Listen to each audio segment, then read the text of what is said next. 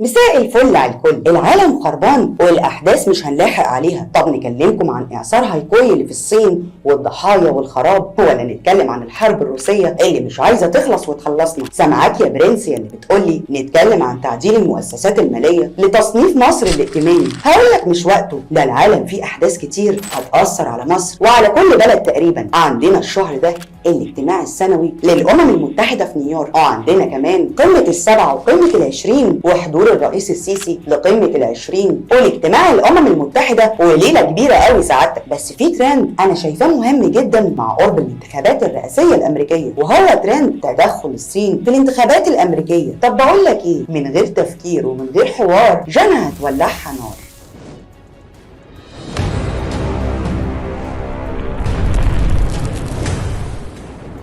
طب نبدأ الحكاية اللي بدأت وشكلها كده مش ناوية تنتهي قريب في التدخل في الانتخابات الرئاسية الأمريكية واللي هتكون في 2024. ولو أنت مش مقدر أهمية الانتخابات الرئاسية الأمريكية، بحب أقول لك إن دي انتخابات أكبر قوة عسكرية واقتصادية وصاحبة أقوى العملات، اللي هو الدولار الأخضر اللي مدوخنا كلنا. وسر قوة الدولار الأخضر ده يا معلم بترجع لثلاث أسباب رئيسية. الأول إن تسعير البترول في العالم بيكون بالدولار الأمريكي، والسبب الثاني ان تسعير الذهب المعدن الاصفر الجميل ده برضه بيكون بالدولار، والسبب الثالث بقى ان امريكا بتبيع 40% من الاسلحه المباعه حوالين العالم كله وبرضه بتقبض بالدولار. فامريكا والدولار بتاعها اهم قوه في العالم. وكلنا شفنا ترامب لما مسك امريكا خد شويه قرارات اثرت على دول العالم كله، منها انه انسحب من اتفاقيه باريس الخاصه بتغيير المناخ، وده موضوع خطير جدا بقى على فكره. يكفي يا معلم انك شايف الفيضانات والاعصارات ودرجات الحراره اللي شفناها وحسيناها في الصيف ده وخلت الجو نار، ومع ذلك انسحب عادي جدا ولا فرق معاه مناخ ولا فرق معاه بطيخ. كمان يا كبير ترامب وقتها خد شويه قرارات اسوأ من دي بالنسبه للعرب اللي هو احنا طبعا. خد عندك برضه منع دخول مواطنين اليمن والسودان وسوريا والصومال وليبيا وكمان ايران. اما القرار الاسوأ اللي اخده ترامب ابن اللذينه ده انه اعترف بالقدس عاصمه لاسرائيل،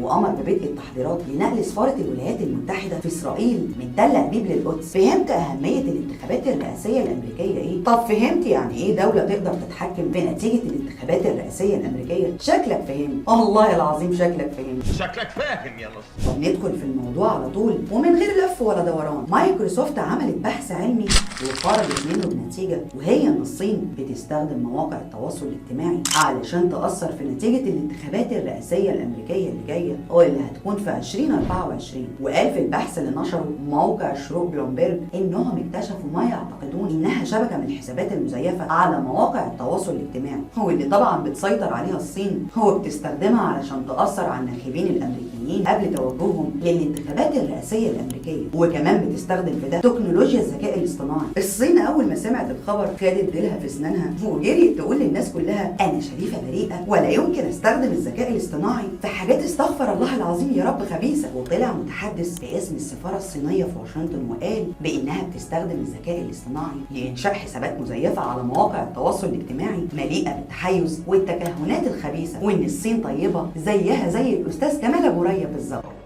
لكن أنا في الحقيقة إنسان طيب زي كمال أبو ريا ومحمود الجندي. الله وانها بتدعو للاستخدام الامن للذكاء الاصطناعي. طبعا الخبر ده كارثه كبيره جدا لانه بيصحي عند الامريكان فضيحه تسريب الفيسبوك بيانات لملايين الحسابات في 2016 علشان ياثر في نتيجه الانتخابات الامريكيه، واللي جابت ترامب للسلطه وغرمت مارك صاحب شركه فيسبوك وقتها تقريبا ما يعادل 5 مليون دولار. على السريع كده اقدر اقول لك ان شركه فيسبوك سربت في وقت انتخابات 2016 اللي كانت بين المرشح الجمهوري دونالد ترامب والمرشحه الديمقراطيه هيلاري كلينتون 87 مليون حساب لمواطنين امريكيين. سربتهم لمين يا الصحاب بقى؟ سربتهم لشركه كامبريدج اناليتيكا للاستشارات السياسيه، واللي خدت البيانات دي واشتغلت عليها وقدرت توجه التصويت في عدد من الولايات لصالح المرشح الجمهوري دونالد ترامب. انت عارف بسبب الموقف ده ان مارك اللي اسس اكبر شبكه للتواصل الاجتماعي اللي هي فيسبوك ودلوقتي اسمها ميتا قعد 5 ساعات يستجوبوه في الكونجرس الامريكي. ايه اللي حصل حصل وازاي بيانات المستخدمين راحت للشركه البريطانيه، وانت اصلا قبضت منهم كام، وبهدله مفيش بعدها بهدله. اضطر بسببها انه يقدم اعتذار واضح ويقول لهم وكل ملامحه اسى واسف اني اسف ما كنتش اعرف ووالله ما كنتش اقصد. شوف شكله كان عامل ازاي، والله صعب عليا.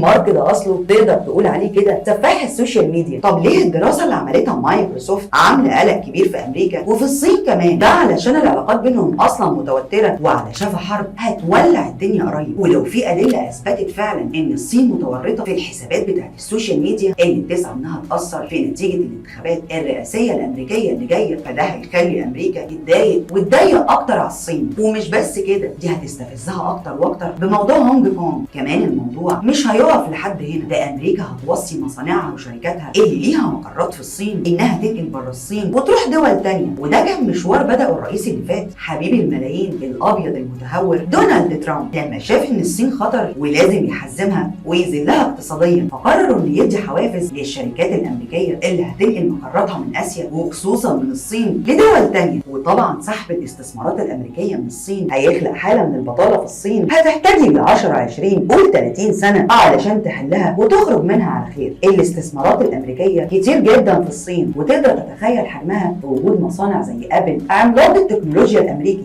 وكمان في الصين مصانع زي نايكي بتاعه الملابس الرياضيه وغيرها كتير بقى ما تعدش. وعلشان تتاكد ان امريكا قادره ومعاها اوراق مهمه لو حست بالخيانه او انها خرجت عن السيطره، فشوف بقى اللي عملته يا سيدي بشركات صينيه عملاقه زي تطبيق تيك توك. امريكا مخها عالي برضه، اجبرت الصين على بيع حقوق تشغيله لشركه امريكيه. مش بس كده، دي خلصت استثمارات هواوي الصينيه في اوروبا وامريكا. كل ده بقى امريكا تقدر تعمله في الصين من غير طلقه رصاص واحده ومن غير دعم اصدقائها الكبار زي انجلترا والمانيا وفرنسا وغيرهم كتير. طب ليه بقى امريكا تخاف من تدخل الصين في الانتخابات الرئاسيه الامريكيه وهي بالقوه دي؟ يا كبير خد بالك، الصين لو قدرت تاثر في الانتخابات وتجيب رئيس لامريكا على مزاجها، فده معناه ان امريكا هتتحول لحمل وديع في ايد الصين خلال ال4 سنين الجايين، وساعتها الرئيس الامريكي هيكون بيخدم مصالح الصين. ولو نجحت مره يمكن تبقى عاده، وكل انتخابات هتبدا الصين هتمارس تاثيرها على الناخبين الامريكيين من خلال مواقع التواصل الاجتماعي، وساعتها كل اللي الصين خايفه منه ومن تهديد امريكا ليها هيبقى كله اوهام. ده مش بعيد قدام شويه نلاقي الصين تقوم عامله خطه علشان تجيب امريكي من اصل صيني يحكم الولايات المتحده الامريكيه. خيالي واسع انا شويه مش كده؟ طب احب اقول لك يا برنس ان العالم هو اللي واسع وملوش قوانين ومش على طول تقدر تتوقعه. واديك شفت اول ما تم الاعلان عن امتلاك الصين لحسابات على مواقع التواصل الاجتماعي بهدف التاثير على الانتخابات الامريكيه، الصين جريت بسرعه وقالت مش انا، وبقت تحاول تنفي عن نفسها التهمه اللي هتفتح باب يمكن ما يتسالش. مع ان يا معلم مش دي المره الاولى اللي دوله تتدخل في انتخابات امريكا، ولحد النهارده العالم كله فاكر ان انتخابات 2016 مش بس تم تسريب بيانات العملاء لشركه تحليل بيانات علشان توجه الانتخابات، لا ده كمان في معلومات مؤكده عن ان روسيا وفلاديمير بوتين اتدخلوا علشان ياثروا على نتيجه الانتخابات ووصول ترامب للحكم. وطبعا في ادله كتير بتثبت الكلام ده، منهم اعتراف قائد مجموعه فاجنر الروسيه اللي لسه ميت يفغيني بريغوجين، واللي بيسميه الاعلام الغربي طباخ الرئيس الروسي الله يرحمه مطرح ما راح، اعترف بالتدخل في الانتخابات الامريكيه 2016. عموما كده او كده المره دي هقول لك لازم تقلق وتخاف من اللي جاي، ويا ريت ما تنساش ان مع كل ترند ومع كل حوار جنى هتولعها نار. واشوفكم في حلقه جديده وترند جديد، وسلام عليكم.